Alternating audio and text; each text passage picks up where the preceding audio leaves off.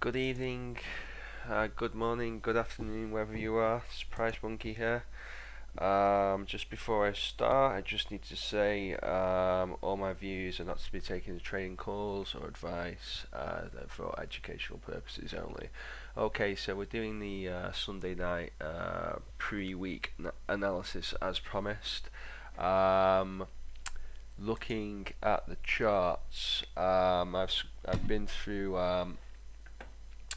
all my pairs, indices, commodities. I'm not seeing that too much, so we're just going to go through a few this evening, and then perhaps tomorrow, if I see anything that crops up that's clearer, I'll put that on Twitter.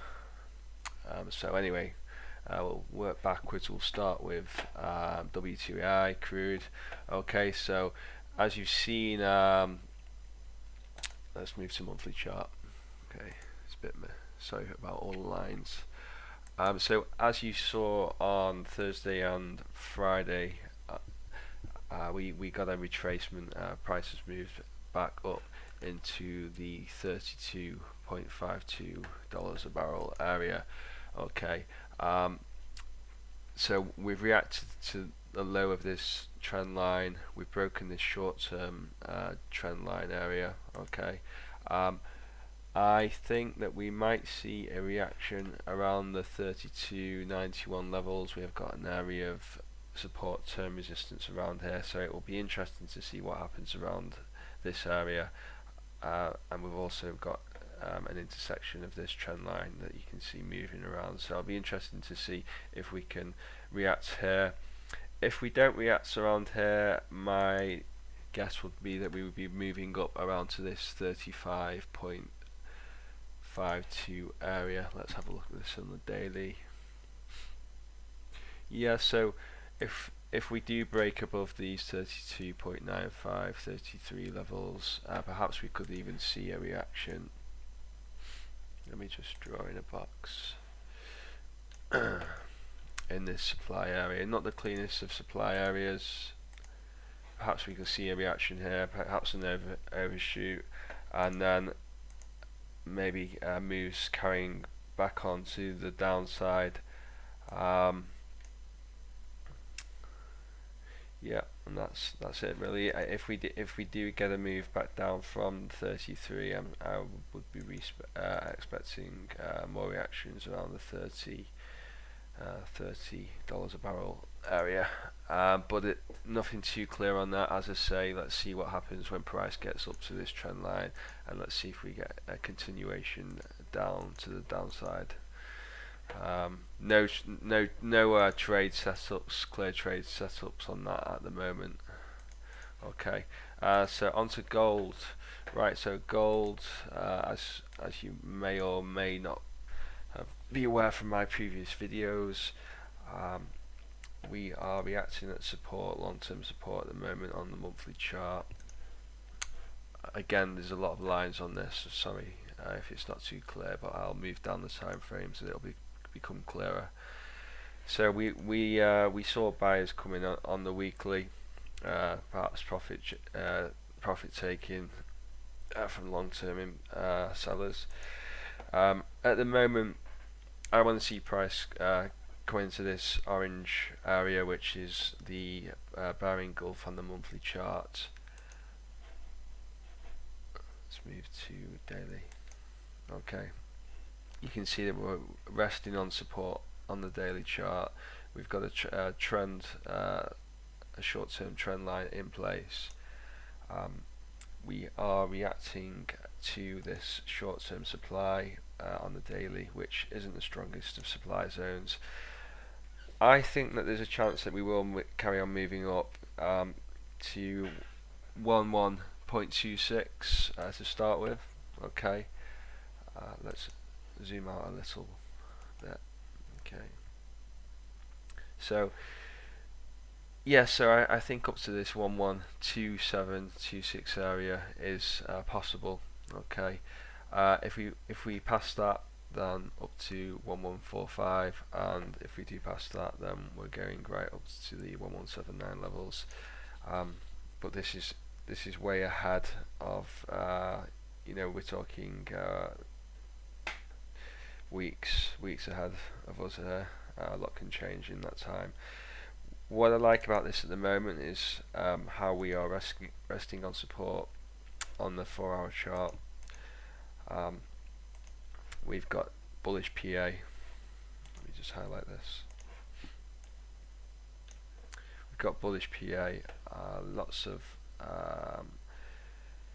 wicks to the upside, which to me says that supply has been taken out as the move comes down, as price comes down.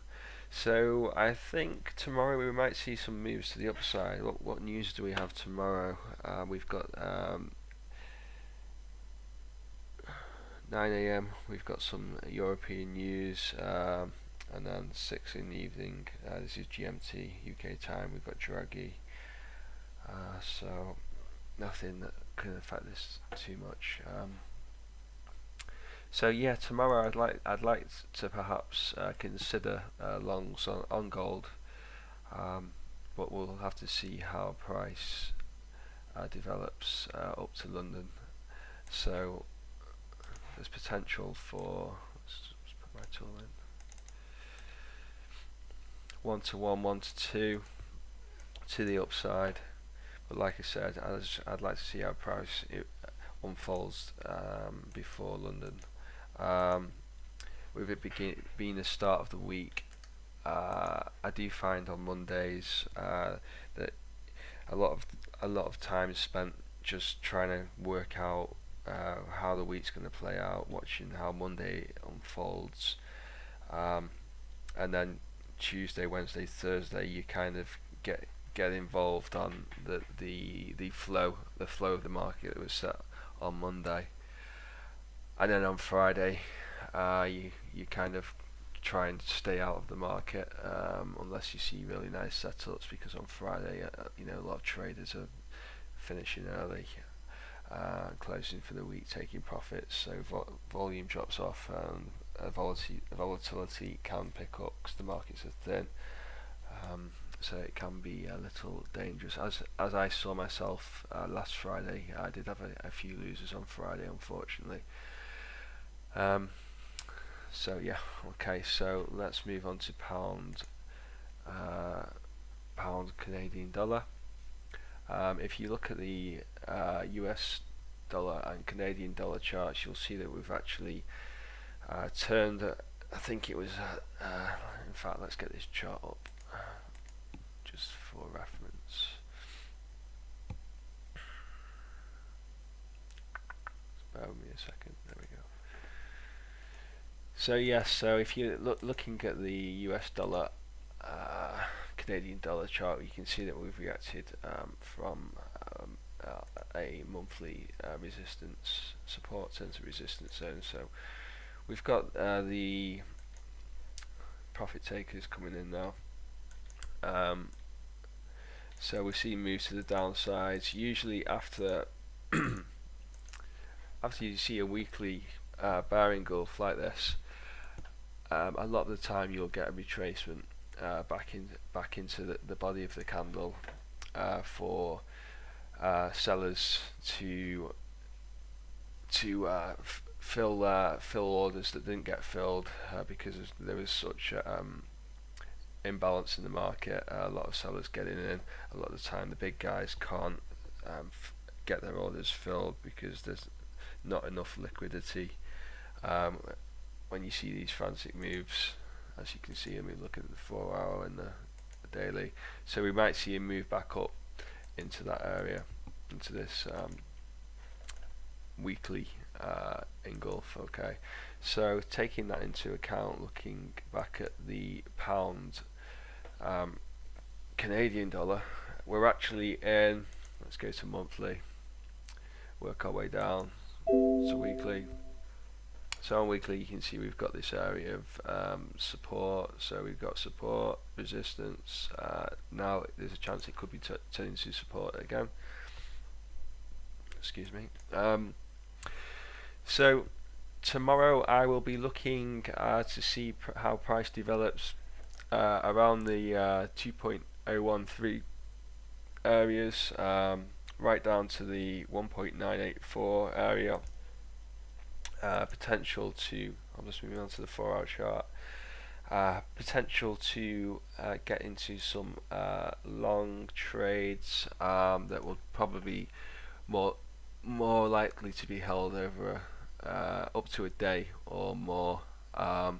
So if we did get long, first areas to look at taking profit would be around the 2.0536 area. So I'm talking about this area here. Let me just draw in a little line for you to make this clearer. As you can see, this is a support turns to resistance potentially, and then past that we'll be looking up to 2.0579. okay, so potential to see that move up over the coming week, but like I always say, well, what I like to do is try and wait for price action, although I do I do tend to take a lot of touch trades as well, just depending on the situation and the context and what's going on higher and lower time frames. But we'll see how this unfolds, and we'll consider getting into this week for longs. Okay, dollar yen, US dollar, Japanese yen. What have we got on this? Let's have a look at the monthly. Just bear with me a second. Okay, so you can see that we've reacted to, you could call this support. I guess it's quite wicky on the weekly. You can see, there was a struggle of buyers against the sellers coming down. We've got this kind of zigzagging. Buyers eventually managed to break above this this trend line around, as you can see that I'm highlighting at the moment. Okay, we've come to an area of resistance now. If we don't get a reaction here, then I think that we would move up to the 119.67 area. So if we don't get a reaction at 118.76, then we will move up to 119.62. But what I think will happen over the coming days is that we'll probably see a move back down to around 117.72 to 11739, and then we'll see what happens from there. Let's have a look on the 4-hour.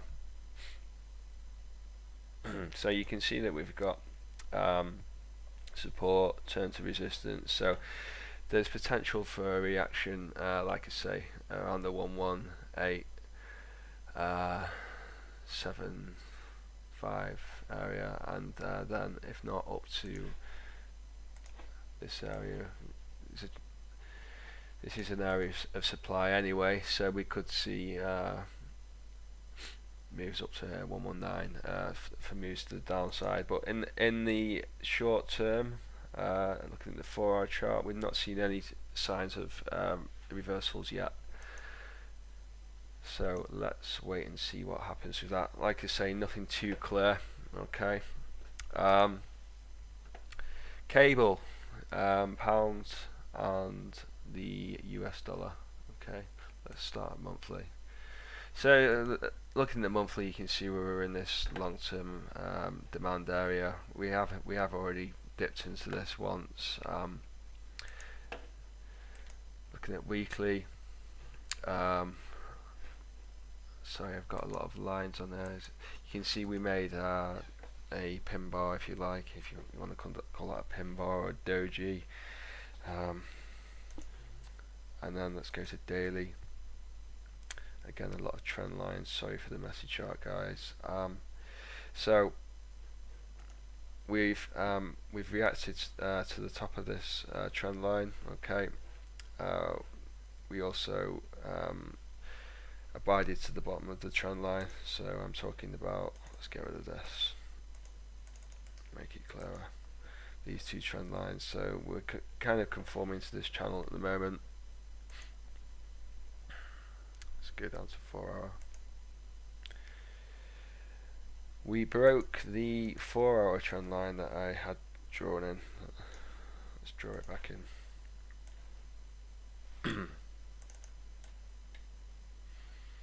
Okay, so at the moment we've broken this supply area, which is a fairly bullish sign. Okay, but we are at the top. We are at resistance, and we are at the top of this trend line.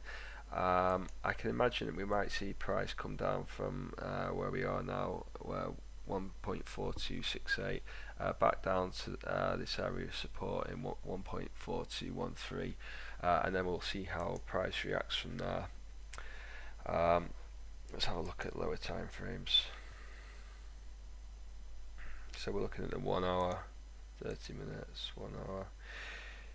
Yeah, so I think tomorrow, or maybe even through the Asian session, we might see price come down to this area of support 1.4219, and then we will see what happens from there. Perhaps we'll even get down into this lower area of demand 1.4182, and then we'll see how it plays out. Like I say, nothing too solid, but for the short term, Monday, I do prefer shorts until we get down to this 1.4216 area. Moving on to the US dollar Swiss franc.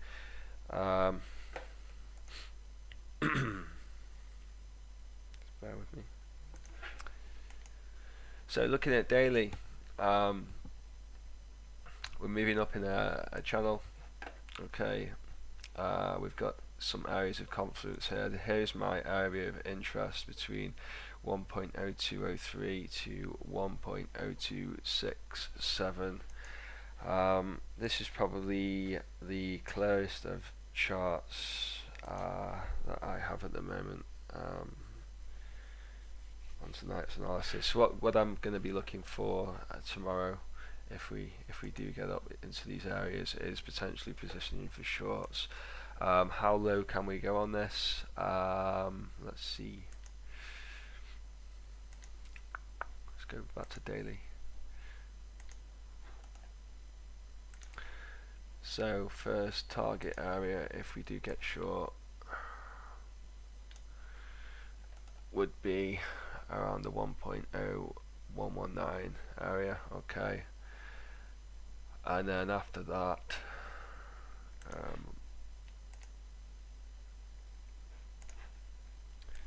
look, we're looking at around here really, 0.9986, so just below the parity area. Okay, so yeah, let's see what happens. Let's see if we can get up into these areas tomorrow. Like I say, I will be interested in going short there, but let's see how price unfolds, and hopefully I'll be able to give some more analysis through the week. Like I say, it's Sunday night, can't see anything too clear, and I will be tweeting throughout the session tomorrow. Let's go back to my Twitter page. So if you just stumbled across my video on YouTube, then check me out on Twitter at @price_monkey. Okay, follow me, retweet me if you see anything helpful. Tell your trader friends about me. Okay, I do update my equity curve every week. My ethos is to be transparent about what I do, because there's a lot of traders out there that talk the talk but don't walk the walk, and it's very misleading, especially if you're a new trader. I don't think it's fair that you should be out there giving advice and showing cherry-picked charts. It can be detrimental to new traders, especially if they're putting real money into the market. So yeah, any views I give, or any trades that I put on Twitter, are not to be taken as calls or advice. Okay, it's just for educational purposes only. And I will see you tomorrow, guys. Thanks for watching my